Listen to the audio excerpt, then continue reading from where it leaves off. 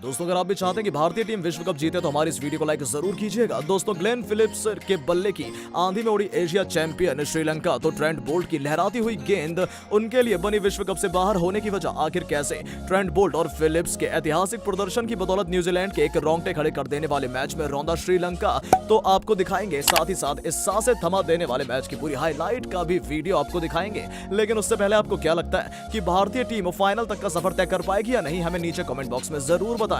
दोस्तों, सिडनी के मैदान पर श्रीलंका न्यूजीलैंड को हराकर सेमीफाइनल में पहुंचने की अपनी उम्मीद जिंदा रखने के लिए उतरी थी। ऐसे में इस मुकाबले का ऐतिहासिक होना तो निश्चित था। इस खतरनाक मैच में न्यूजीलैंड के कप्तान विलियमसन ने टॉस जीतकर पहले गेंदबाजी बल्लेबाजी करने का फैसला किया। पिछले मैच की तरह न्यूजीलैंड की तूफानी शुरुआत देने के लिए उनके दो सबसे खतरनाक ओपनर फिन एलन के साथ डेविन कॉनवे मैदान पे उतरे थे, जिनका सामना पहले ही ओवर में श्रीलंका के तुरुप के महेश तीक्ष्णा से हुआ और उन्होंने अपनी शानदार फॉर्म को जारी रखा और पहले ओवर की चौथी गेंद पर ही खतरनाक दिख रहे फिन एलन को चारों खाने चितकर उन्हें क्लीन बोल्ड कर दिया। इस विकेट से न्यूजीलैंड के खेमे के तो होश ही उड़ गए थे।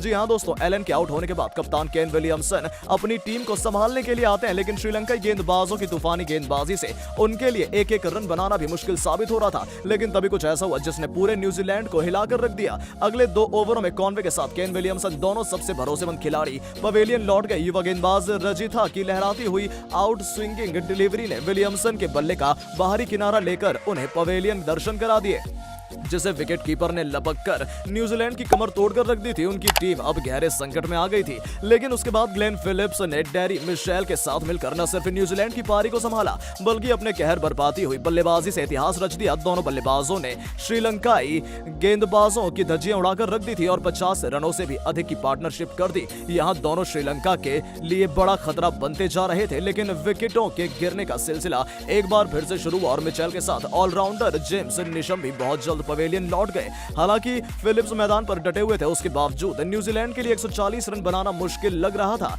लेकिन दोस्तों, ग्लेन फिलिप्स तो कुछ और ही सोचकर उतरे थे। उन्होंने अपनी कहर आक्रामक बल्लेबाजी से ऐसा कोहराम मचाया जिससे श्रीलंकाई टीम के साथ साथ वहां मौजूद दर्शक भी दहशत में आ गए। उनकी तूफानी बल्लेबाजी का अंदाजा आप इससे लगा सकते हैं कि देखते ही देखते उन्होंने इस सबसे बड़े मैच में टी20 इंटरनेशनल का अपना दूसरा शतक जड़ दिया। फिलिप्स 64 गेंदों पर 104 रनों की ताबड़तोड़ पारी खेलकर पवेलियन लौटे, जिसमें उन्होंने 10 खतरनाक चौके तो 4 तूफानी छक्के लगाए थे। इनकी इस पारी की बदौलत न्यूजीलैंड ने 167 रनों का बेहतरीन स्कोर बना लिया था, जिसे चेस करवाना श्रीलंका के लिए आसान नहीं होने वाला था। लंका के लिए युवा गेंदबाज रजिथा ने सबसे अधिक 2 विकेट अपने नाम किए और दोस्तों 168 रन बनाकर अपनी टीम को जीत दिलाने के इरादे से उनके दोनों ओपनर्स मैदान पर उतर चुके थे। लेकिन पहले ओवर में ही उनके इरादे चकनाचूर हो गए। टीम सऊदी की लहराती हुई गेंदों के आगे पथुम निशंका ने घुटने टेक दिए और एलबीडब्ल्यू होकर पवेलियन लौट गए। न्यूजीलैंड के गेंदबाज मैदान पर आग उगल रहे थे, जिसका असली रंग तो ट्रेंट बोल्ट ने दिखाया। उन्होंने अपने एक ओवर में पूरे मैच को पलट कर रख दिया।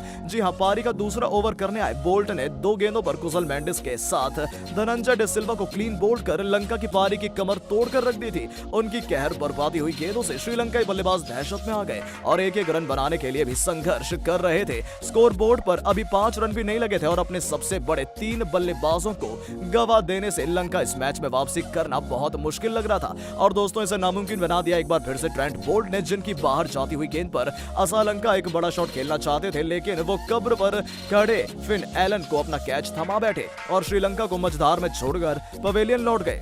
पारी के 4 ओवर बीत गए थे और श्रीलंकाई टीम टेस्ट मैच के अंदाज में महज 8 रन बना पाई थी, लेकिन उनके लिए सबसे बड़ी मुसीबत यह थी कि उनके 4 बल्लेबाज आउट हो गए थे। यहां से अब उनके लिए जीत पाना नामुमकिन था। तो दोस्तों, आपको क्या लगता है कि विराट कोहली इस विश्व कप में मैन ऑफ द टूर्नामेंट का खिताब अपने नाम कर पाएंगे या नहीं? अपनी राय नीचे दिए गए कमेंट बॉक्स में जरूर दें और ऐसी शानदार खबरों के लिए चैनल को सब्सक्राइब करना बिल्कुल ना भूलें। धन्यवाद।